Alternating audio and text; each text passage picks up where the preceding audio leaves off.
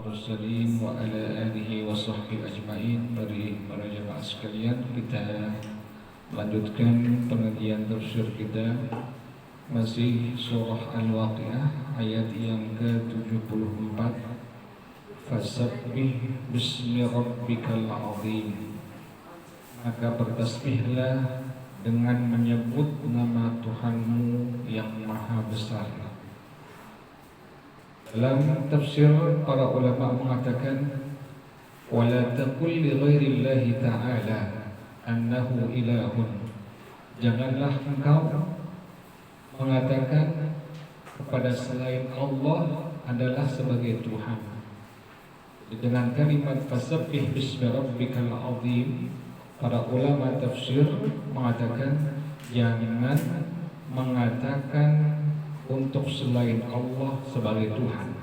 Dengan kalimat tadi fasabbih bismi rabbikal azim, maka bertasbihlah dengan nama Tuhanmu yang maha besar, yang maha mulia. Maka para ulama tafsir mengatakan jangan mengatakan untuk selain Allah Subhanahu wa taala sebagai Tuhan. Kenapa demikian? Fa innal isma yadbaqul makna wal haqiqah, karena sesungguhnya nama itu dia mengikuti makna dan hakikatnya. Innal kuffar i'tarafu bi anna al-umura min Allah. Sungguhnya orang-orang kafir, mereka mengakui sebenarnya bahwasanya segala urusan itu adalah dengan kekuasaan Allah Subhanahu wa taala. Tetapi wa idza tulibu bil wahdaniyah qalu nahnu la nushriku fil ma'na wa innama nattakhidhu asnaman aliha fil ismi wa nusammiha aliha. Maka apabila dituntut orang-orang kafir untuk mengesahkan Allah Subhanahu wa taala, maka mereka akan mengatakan kami ini tidak pernah mensekutukan Allah pada maknanya, tetapi semuanya kami hanya membuat Tuhan-Tuhan sebagai Tuhan-Tuhan kami. Jadi mereka tidak menyekutukan Allah. Pengakuan daripada orang-orang kafir, mereka mengaku bahwasanya mereka tidak menyekutukan Allah Subhanahu wa taala. Mereka hanya menyembah Allah Subhanahu wa taala, tetapi mereka hanya membuat patung-patung sebagai Tuhan mereka, sebagai sembahannya, dan mereka menamakannya sebagai Tuhan. Makanya Allah mengatakan pada ayat 74 ini, fasabbih bismi rabbikal azim, maka bertasbihlah dengan nama Tuhanmu yang maha besar atau yang maha mulia. Pengertiannya bagaimana? Jangan sekali-kali kita mengatakan untuk selain Allah Subhanahu wa taala adalah sebagai Tuhan. Jadi Tuhan yang wajib disembah adalah hanya Allah Subhanahu wa taala. Apa maknanya subhana? Apa maknanya tasbih? Maknanya adalah mensucikan Allah Subhanahu wa taala dari segala sifat-sifat yang tidak layak bagi Allah Subhanahu wa taala. Maknanya tasbih, pengertian tasbih adalah kita selaku hamba Allah Subhanahu wa taala mensucikan Allah Subhanahu wa taala dari segala hal-hal yang memang tidak layak bagi zat Allah Subhanahu wa taala. Contoh misalnya, Allah itu tidak seperti manusia. Allah itu tidak seperti hewan. Allah itu tidak seperti pohon. Allah itu tidak seperti matahari, dan seterusnya dan seterusnya. Artinya itulah makna sesungguhnya dari kita bertasbih, kita mensucikan Allah Subhanahu wa taala dari segala hal yang tidak layak bagi zat Allah Subhanahu wa taala. Makanya orang-orang yang beriman kepada Allah Subhanahu wa taala pasti mereka meyakini Tuhannya hanya Allah Subhanahu wa taala, tidak lain daripada Allah Subhanahu wa taala. Fala uqsimu bimawaqi'in nujum, ayat yang ke-75, kata Allah Subhanahu wa taala, fala uqsimu bimawaqi'in nujum, lalu aku bertasbih dengan tempat yang beredarnya bintang-bintang. Allah Subhanahu wa taala bertasbih dengan tempat-tempat beredarnya bintang-bintang di langit. Apakah diperbolehkan? Ya, diperbolehkan. Allah sebagai Tuhan diperbolehkan bersumpah dengan makhluknya. Contoh misalnya wadduha, demi waktu duha, atau wal asri, demi masa, atau wal laili idza yaghsha, demi malam. Tuhan, yakni Allah Subhanahu wa taala, pada sesungguhnya diperbolehkan untuk bersumpah dengan makhluk-makhluknya. Tetapi bila sudah kembali kepada makhluk, maka makhluk tidak diperbolehkan untuk bersumpah dengan makhluk yang lainnya. Jadi makhluk harus bersumpah dengan sumpah nama Allah Subhanahu wa taala.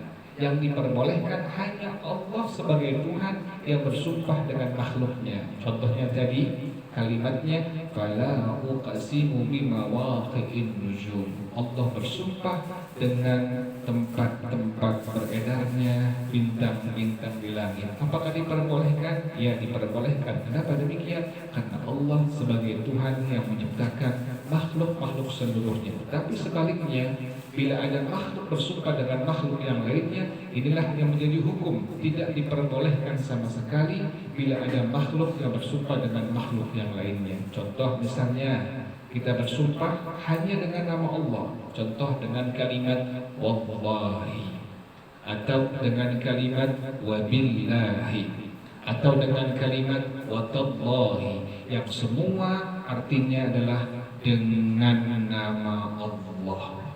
Bila seorang hamba Allah Subhanahu wa taala ingin bersumpah, tidak diperbolehkan demi matahari. Bila seorang hamba Allah ingin bersumpah, tidak diperbolehkan dengan kalimat demi bulan, atau demi matahari, demi malam, demi siang, demi duha. Tidak diperbolehkan seorang hamba Allah Subhanahu wa taala bersumpah dengan makhluk Allah yang lainnya. Jadi kita hanya diperbolehkan pada hukum agama untuk bersumpah dengan nama Allah Subhanahu wa taala. Tadi contohnya wallahi, atau contohnya wabillahi, atau contohnya watallahi, yang semua artinya adalah demi nama Allah Subhanahu wa taala. Tetapi para jamaah sekalian, ada konsekuensi hukumnya. Bila seorang dia bersumpah dengan nama Allah, tetapi dia berbohong, tetapi sesuai dengan sumpah yang dia sumpahkan, demi Allah saya tidak mengambil uang kamu. Atau yang sering kita lihat sekarang ini, ada pejabat bersumpah, di atasnya ada Al-Quran, kemudian diikuti dengan kalimat demi Allah, dengan kalimat demi Allah. Ternyata kenyataannya pas dia menjabat ada hal-hal yang dia langgar. Inilah yang menjadi hukum pada hukum agama. Bagaimana untuk orang yang melanggar sumpahnya, padahal dia sudah menyebutkan dengan nama Allah Subhanahu wa taala? Maka yang pertama adalah kifarat sumpahnya, dia wajib berpuasa selama 3 hari. Diperbolehkan 3 harinya berturut-turut, atau diperbolehkan 3 harinya terpisah-pisah. Misalnya dia membayarnya langsung, kifarat sumpah setelah dia melanggar sumpahnya 3 hari, Senin, Selasa, Rabu, atau terpisah-pisah. Senin dia berpuasa, Kamis dia berpuasa, Senin dia berpuasa, maka itulah sebagai kafarat sumpah atau kifarat sumpah dari sumpah yang telah dia ucapkannya kemudian dia langgar. Bila dia tidak mampu untuk berpuasa selama 3 hari, boleh berturut-turut atau terpisah-pisah, maka dia diwajibkan bila tidak mampu untuk memberikan makan kepada 10 orang fakir. 1 orang fakir diberikan 1 mud atau 1 liter kurang lebihnya. Jadi 10 orang fakir diberikan makan, yaitu dengan 1 mud per orang-orangnya, yakni berarti kurang lebihnya 1 liter beras diberikan kepada masing-masing 10 orang fakir tadi. Itulah yang merupakan kifarat sumpah bagi orang yang melanggar sumpahnya. Sudah dia bersumpah nama Allah, kemudian dia langgar sumpahnya terhadap yang dia ucapkan tadi. Dan sekali lagi kembali, bahwasanya yang diperbolehkan bersumpah dengan makhluk hanya Allah yang menciptakan makhluk-makhluk tadi. Contoh di Al-Quran, wal asri, demi masa, atau wasyamsi wa duhaha, demi matahari, atau wadduha, demi waktu duha, atau wal laili idza yaghsha, demi waktu malam. Apakah diperbolehkan? Ya, diperbolehkan pada hak Allah Subhanahu wa taala, karena Allah lah yang menciptakan makhluk-makhluknya. Tetapi sekali lagi, bila ada makhluk yang bersumpah, hanya diperbolehkan makhluk tadi bersumpah dengan nama Allah Subhanahu wa taala. Contohnya wallahi, atau wabillahi, atau tallahi, yang semua artinya adalah dengan nama Allah Subhanahu wa taala. Jadi contohnya pada surah Al-Waqiah ini kata Allah Subhanahu wa taala, fala uqsimu bimawaqi'in nujum. Allah bersumpah dengan tempat-tempat beredarnya bintang-bintang di atas langit. Kemudian para jamaah sekalian, ayat yang ke-76 kata Allah Subhanahu wa taala, wa innahu laqasamun law ta'lamuna 'azim. Sesungguhnya itu benar-benar sumpah yang besar sekiranya kamu mengetahui. Jadi Allah bersumpah dengan tempat-tempat beredarnya bintang-bintang di langit, kata Allah Subhanahu wa taala, itulah sumpah yang terbesar yang Allah bersumpah kepada kalian semua terhadap peredaran bintang-bintang di atas langit. Innahu laqur'anun karim, kata Allah Subhanahu wa taala, dan ini sungguhnya Al-Qur'an yang sangat mulia. Kata Allah Subhanahu wa taala, sesungguhnya bahwasanya tadi pada ayat yang sebelumnya, sumpah Allah dengan tempat beredarnya bintang-bintang di langit adalah sumpah yang terbesar dari Allah Subhanahu wa taala. Wa innahu laqur'anun karim, innahu laqur'anun karim, sesungguhnya kalamullah yang diturunkan kepada Nabi Muhammad SAW adalah Al-Qur'an Karim. Apa pengertian karim di sini? Kita sering bilang Al-Qur'anul Karim. Apa pengertian karim di sini? Ulama yang tafsir mentafsirkan yang disebut sebagai karim adalah kathirun naf'i lishtimalihi ala ismahil ma'ashi wal ma'ani. Quran yang sangat banyak manfaatnya.